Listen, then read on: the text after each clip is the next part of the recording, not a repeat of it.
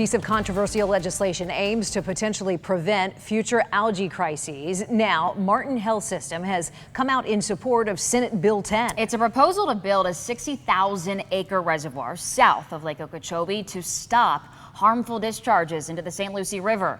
Their reasoning? Health concerns and preventing infections. News Channel 5's Alex Hagan explains tonight from Stewart. The president and CEO of Martin County Health System told me just last summer a large number of people living along the St. Lucie River and Indian River Lagoon suffered from infections and respiratory issues because of the algae. That's why they believe the best solution is buying the land south for the health of the Indian River Lagoon and the people living around it. For Kenny Hinkle Jr., all you could see was green slime covering everything.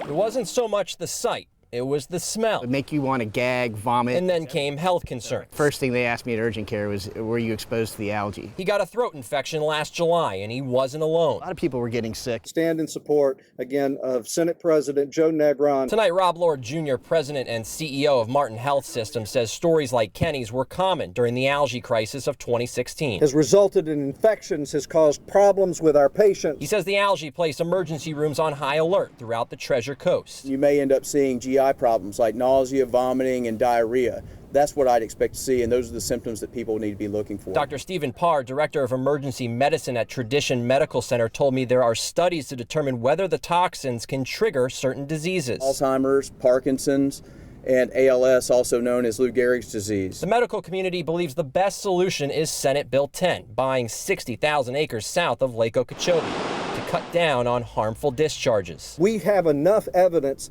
that something needs to be done. And most of the Treasure Coast community stands by their side. My life, my liberties, and my pursuit of happiness have been destroyed by this, contamination of our lagoon.